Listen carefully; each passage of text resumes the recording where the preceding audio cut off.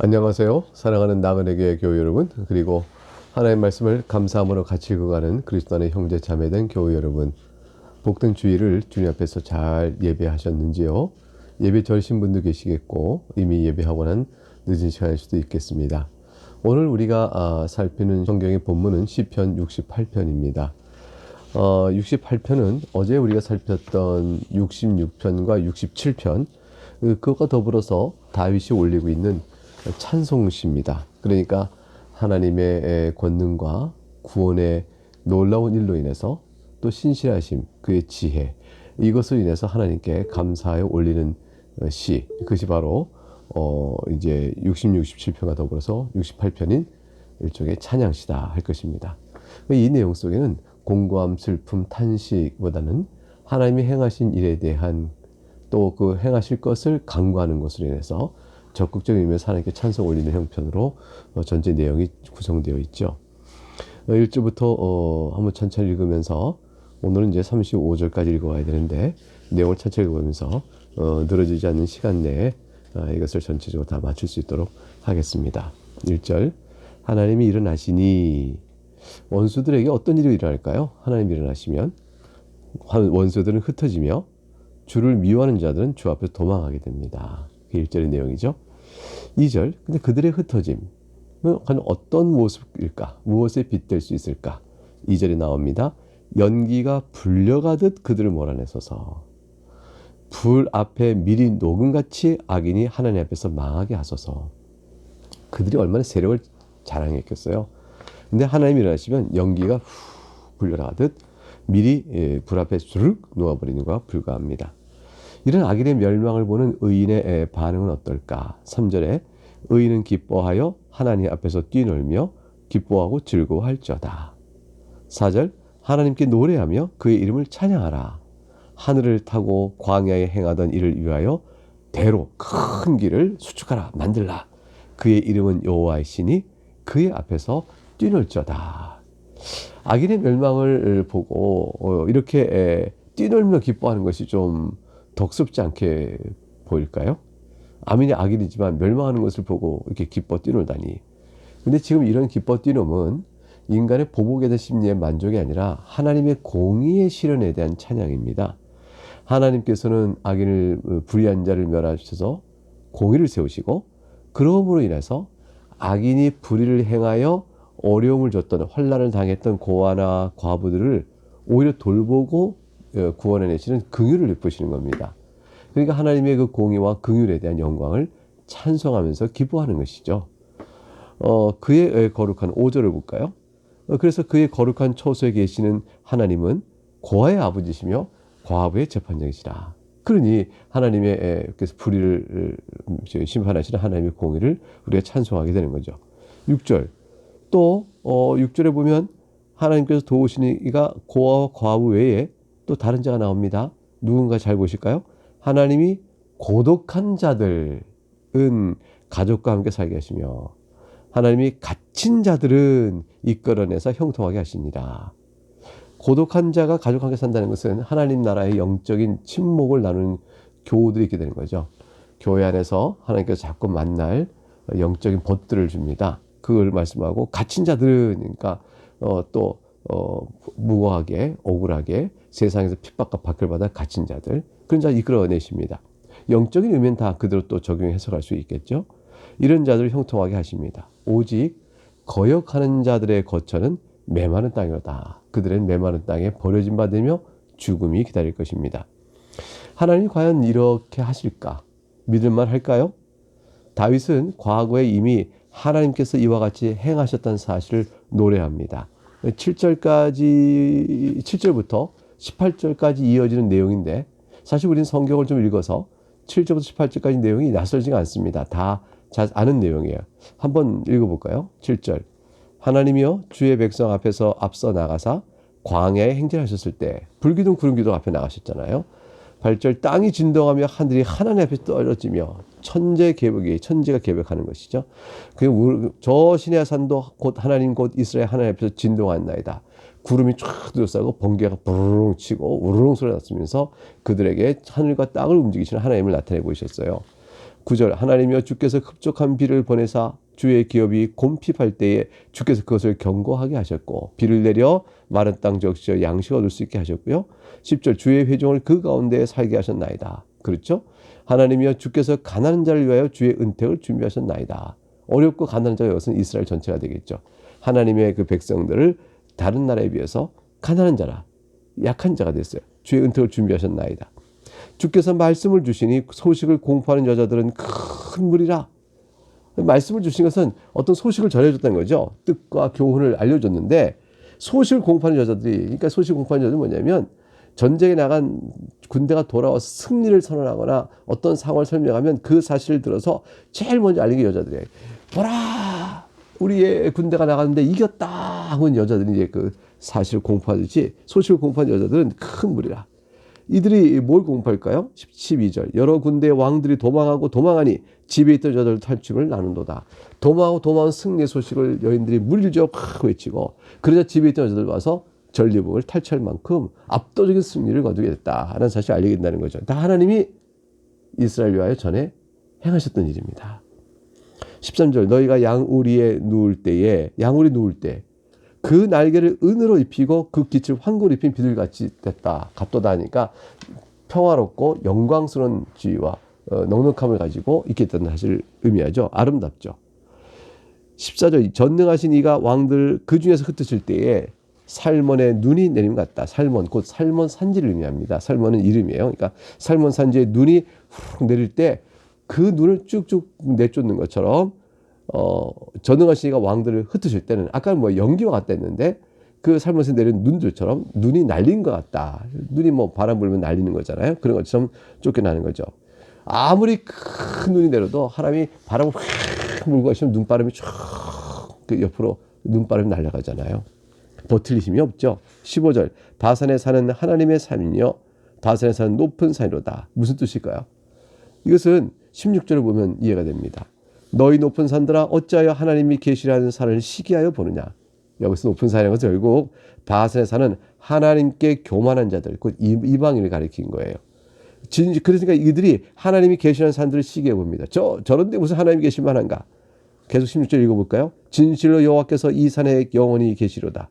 여호와께서 영원히 계시는 이 산은 어떤 산이에요? 시온산이잖아요. 시온산은 이방인데 크고 큰 산맥이 있는 큰 산들에 비하면 아주 낮고 평평하고 산다 보잘것없는 산이었습니다. 산으로선. 그러나 하나님이 택한 산이죠. 그래서 17절 하나님의 병거는 천천히요 만만이라 주께서 그 중에 계심이 시내산 성소에 계신 같도다. 그러니까 하나님께서 시내산 성소에 다 계실 때는 비록 성소가 작아 보여도 그곳에 하나님 군대가 천천히와 만만이니 이것은 시내산에 임했을 때에 시내산 성소에 임했을 때 영광을 생각해보라. 다 두려워 떨었거든요. 그때 영광 같은 것이 지금 성소에도 있다라는 거예요. 시내산 성소에도 있었던 영광을 지금 우리 어때요? 시온산에 있는 성소에서도 볼 수 있다. 이렇게 말하는 것이죠. 이제 18절부터 23절까지는 내용 다르게 조금 바뀌어서 하나님께서 이스라엘로 하여금 승리를 거두게 하십니다. 하나님께서 이스라엘을 도우시사 승리를 거두게 할 것이라는 사실을 확신하고 찾아가는 내용이 18절부터 23절까지 이어집니다. 내용을 볼까요? 18절 주께서 높은 곳으로 오르시며 사로잡은 자들을 취하시고 선물들을 사람들에게서 받으시며 반역자들로부터도 받으시니 하나님께 승리를 거두게 하신 것이죠. 그래서 이것은 바로 왜 이렇게 승리를 거두게 되는가? 왜 이렇게 승리를 얻은 모습이 나오는가? 여호와 하나님이 18절 마지막에 여호와 하나님이 그들과 함께 계시기 때문이다. 여러분 임마누엘이 예수 그리스도의 이름이죠. 그러니까 우리와 함께 계시다. 우리와 함께 계시니 우리가 다 승리를 얻을 수 있다. 이렇게 바로 볼 수가 있죠. 이스라엘도 하나님 함께 계시니 승리를 거두게 됐습니다. 19절 하나님 어떤 분이신가요? 날마다 우리 짐을 지시는 주라. 야, 이 말씀이 얼마나 감동스러워요. 우리의 어려움, 우리의 공고함, 우리의 인생 짐을 외면하지 않으시는 하나님이세요. 수고하고 무거운 짐진 자들아 내게로 오라. 그다음 뭐라고 하셨죠? 주님께서 다 내가 너희를 쉬게 하리라 하셨어요. 마태복음 11장 28절의 말씀이죠. 이 말씀을 하신 주님이 바로 곧 19절 맨 마지막에 우리의 구원이신 하나님을 찬송할지다. 우리의 구원이신 하나님이 곧 예수 그리스도께서 나타나 오신 거 아니에요.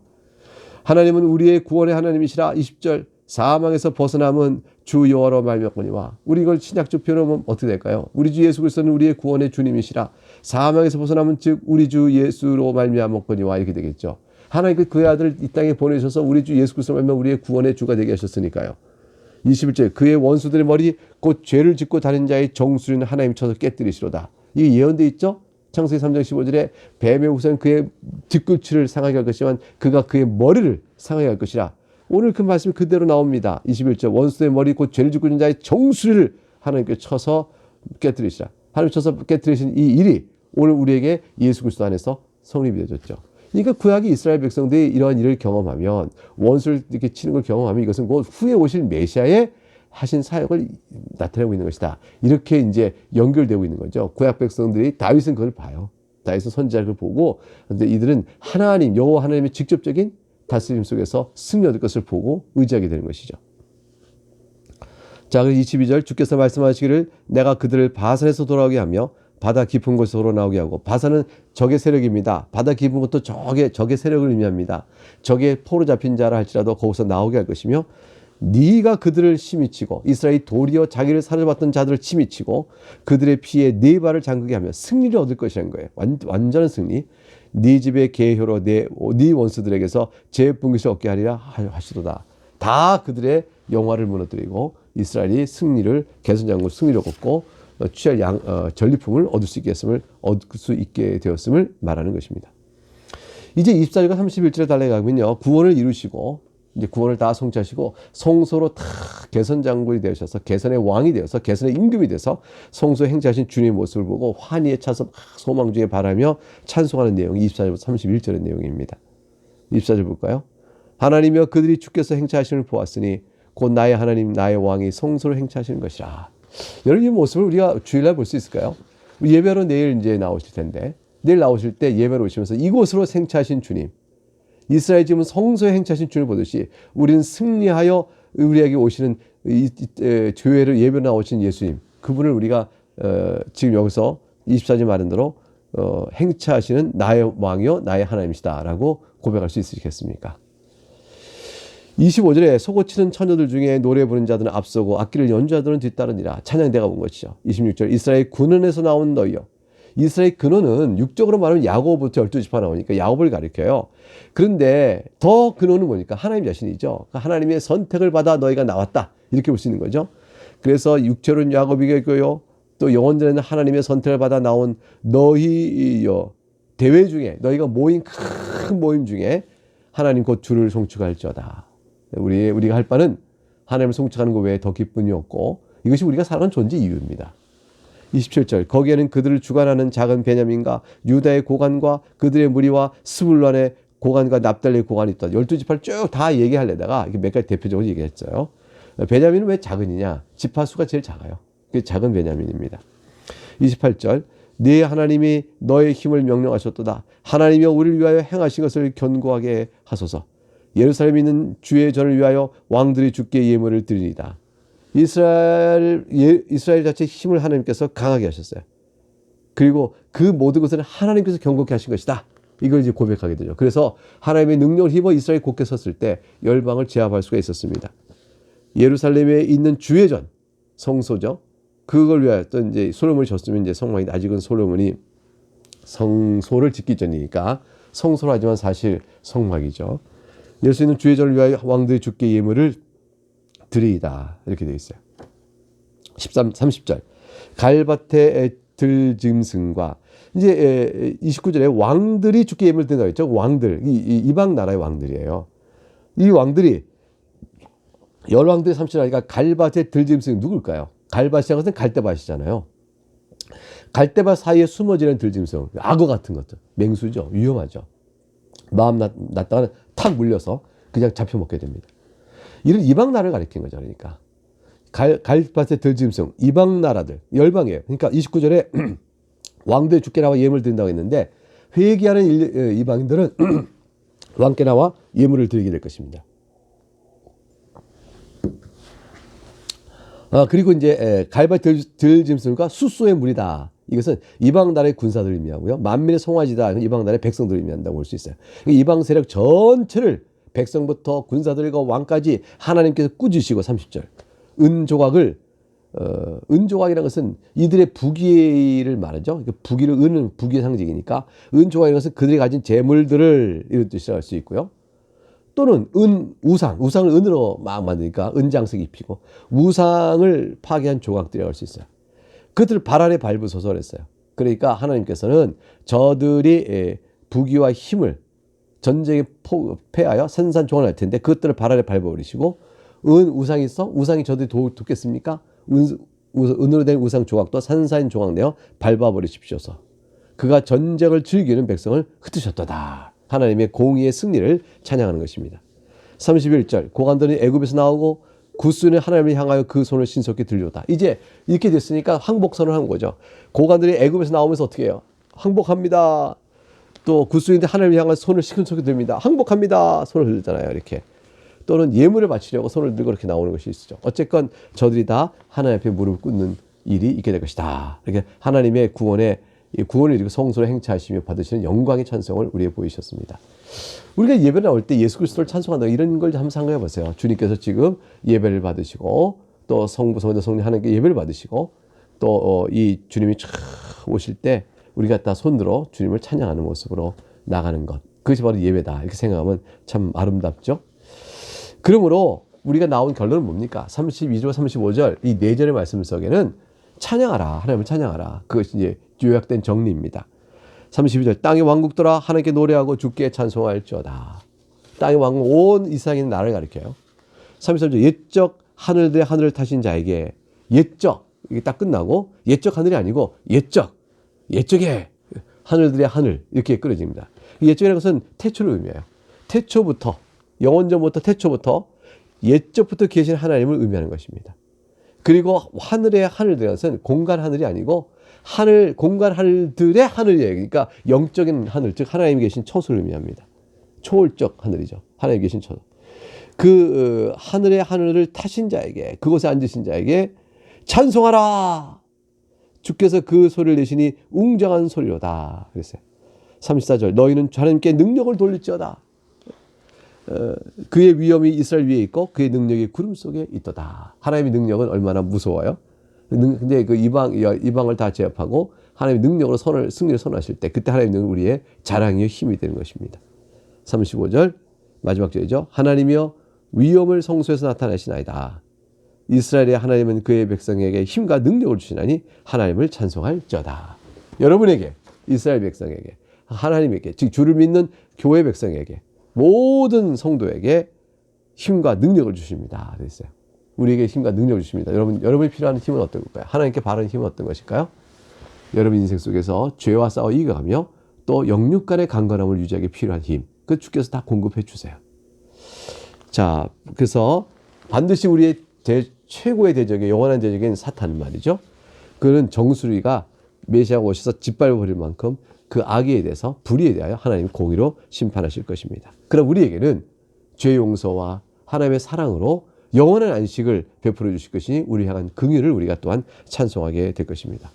이제 이런 사실을 읽었으니 마음으로 믿으시고 또 믿음의 인생길을 감사함으로 나가시는 우리 모두가 되기를 바랍니다. 복된 찬양시를 오늘 같이 읽었습니다. 내일 다시 뵙겠습니다. 감사합니다.